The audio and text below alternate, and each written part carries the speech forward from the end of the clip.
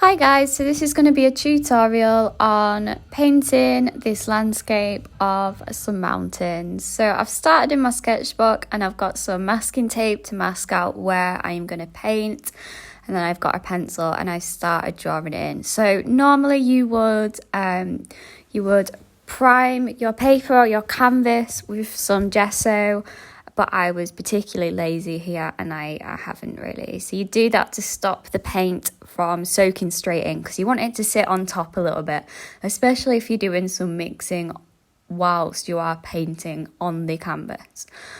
So I've drawn it in, I've drawn kind of the outline of the rocks. I didn't want to go into too much detail with them, but I wanted to be able to tell which is which when it comes to painting them. I've also made sure I drew the mountains in the right place. I looked at a few areas of negative space to make sure that the hills in the mid-ground are in the right place as well. So I'm just finishing up those rocks there, and there's a few plants behind the rocks as well. I've just drawn it in. I drew it in quite dark just so you could see it, but I would draw it quite lightly so that it doesn't show up over your oil paints. Okay, so here's my palette, or my sheet of acrylic where I normally mix. Okay, so I started out mixing myself a natural black. So natural black is basically a black made from dark brown paint and a little bit of dark blue paint. So it makes kind of an off black colour that you're more likely to see in nature than a normal black. So I'm just mixing one there with my palette knife.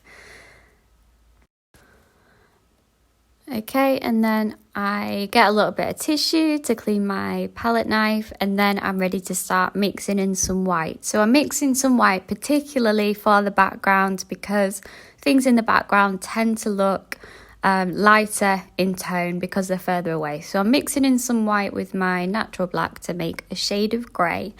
I think when I had this in mind, I was thinking about doing the rocks, maybe some of the mountains as well, but you do need to think about making some muted colours with some white added for if you are doing mountains.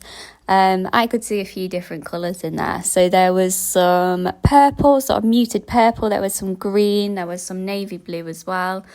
So here I am starting with some greys, and then I think I add some tints to those greys. I'm just adding a little bit of blue. I'm doing my sky.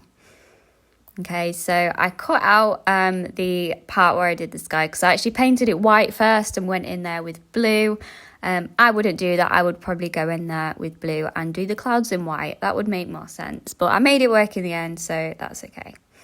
So I'm mixing a couple of shades of that blue. I only needed a tiny bit of blue because it's really strong, that blue that I was using there. Okay, so here I am going in with the blue. So I am going around the sky and outlining the cloud. Again, I should have probably done this the wrong way round.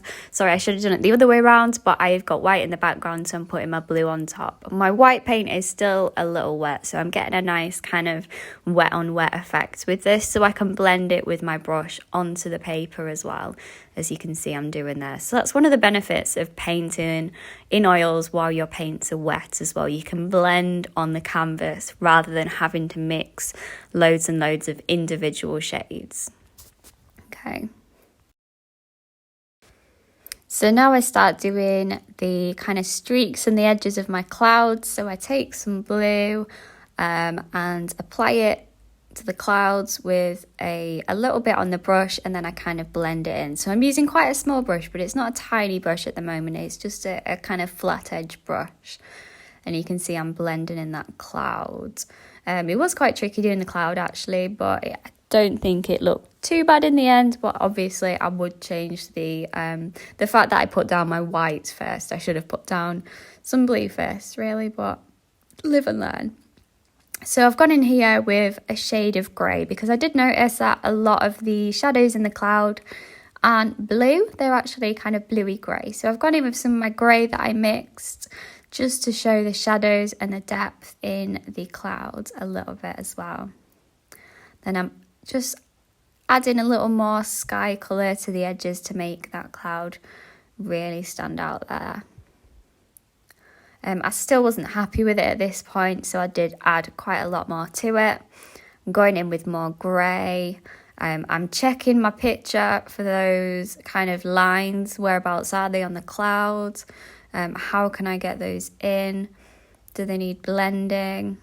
And I do realise in a minute as well that I need to blend in the edges of my cloud as well, because there's not really any solid edges on a cloud, because it just kind of blends into the sky.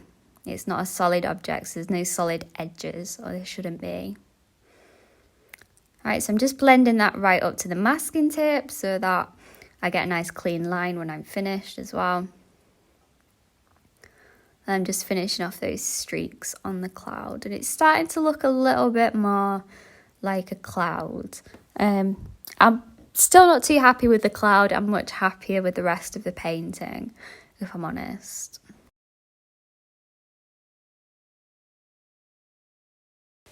Okay, so we've jumped forward a little bit. You can see my cloud has improved. I've mostly just added more grey and I've blended it a little bit more.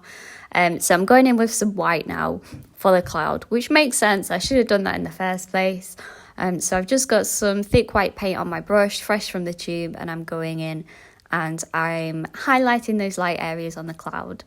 And then I've got some grey and I'm going in with kind of the corner of the cloud, not attached to the main cloud, because that's kind of a grey. It wasn't too white or too bright. So I was quite happy with it at this point. Just kind of adding some finishing touches. Okay, so I've got my colours ready on the palette, ready to go, and I'm now going to start painting the mountains.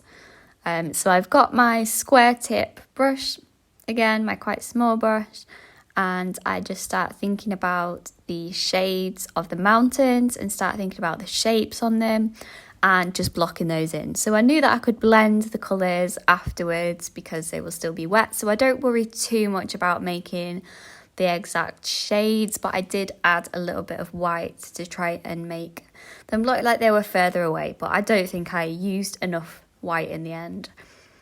What you could do if you wanted to change your painting afterwards and make the background a little bit lighter in tone, you could actually use a glaze once the paint is dry. So you would go back in with a painting medium mixed with some white over the dry paint and just add that thinly over the top. And you could do more than one coat of that as well if you wanted, but that should work to lighten it up nicely once it's dry. So I'm adding a little bit of white there.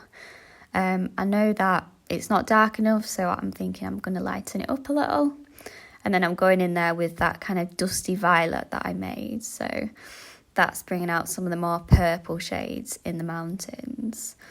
And they are looking a little bit lighter in tone there, so you can see they're starting to look a little bit further away and they're starting to look more like mountains. I've also got kind of a light brown. So I'm going in there with a light brown near the bottom as well. It just kind of ends up looking sort of a bit of a mucky colour, kind of a yellow ochre.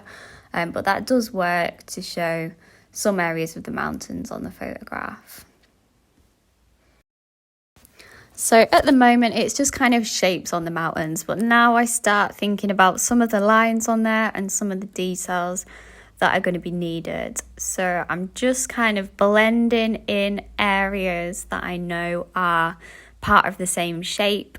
I'm using a different brush now, a slightly smaller brush. It's not tiny by any means. I don't really have any fantastically small brushes. It's just kind of an average brush, but I quite liked it for blending.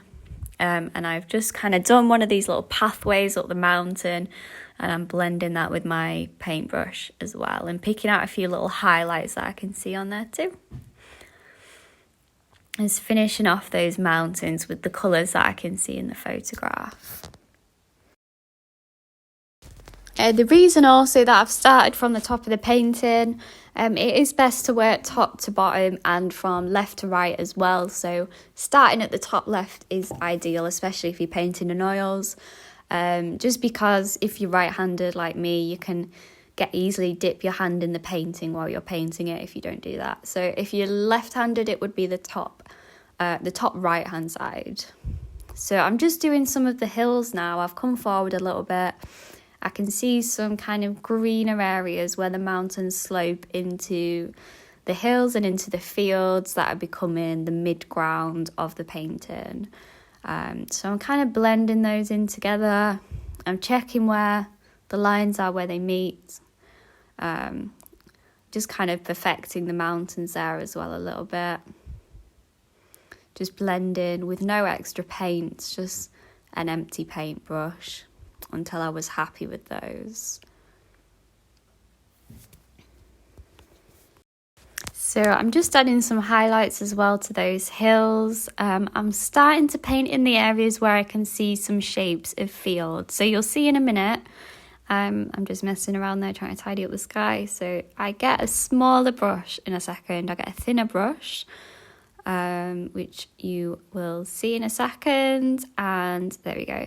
And with a darker colour, which I could pick from the photo, I kind of drew some finer lines between the fields. So you can see as it comes into the midground, the shapes of the field. What you want to avoid doing is doing any sort of crisscross, because the fields are they're on rolling hills. They're not going to look like a perfect crisscross from where the photo was taken. So you need to check what kind of lines and angles they actually look like.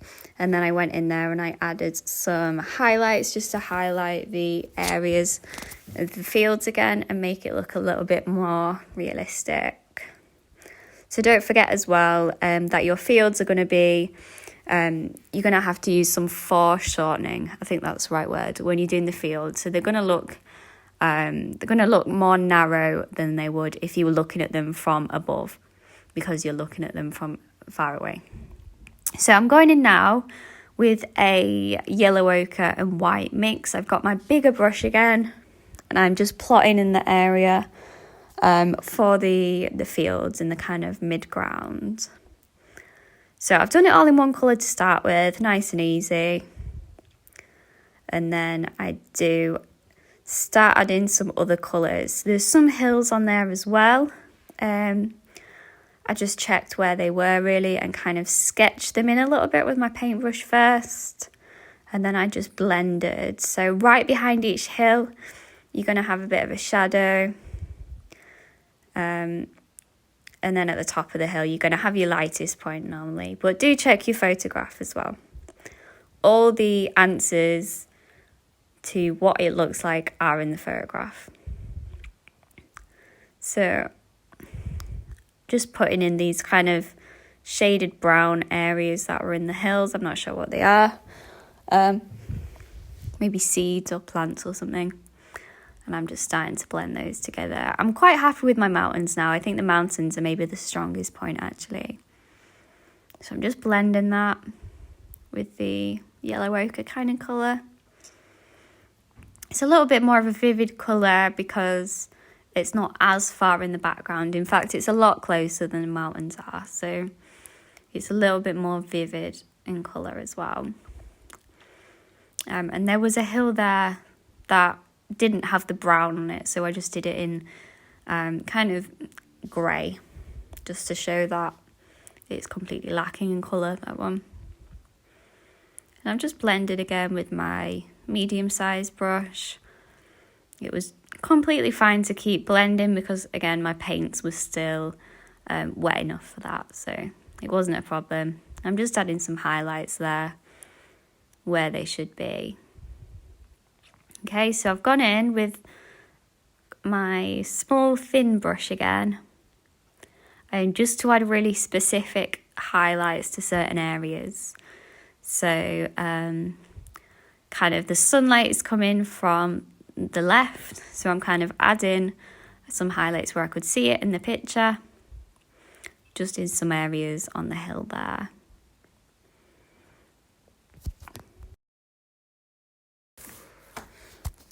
So at this point, I should have probably brought the midground down a little bit further because you could see some sort of grassy fields as well behind the rocks. But I put those in later on actually when I noticed them. So I go in with the rocks right now with a medium grey that I had already mixed. I'm just kind of blocking in areas where I can see that there is a medium-ish grey in the picture. I'm not being too precise, but I'm trying to look where the rocks actually are. I'm not just kind of making it up. So there I am going in with a little bit of that green as well that I've just noticed. That's just lurking behind those rocks. And just add in where the light hits it as well.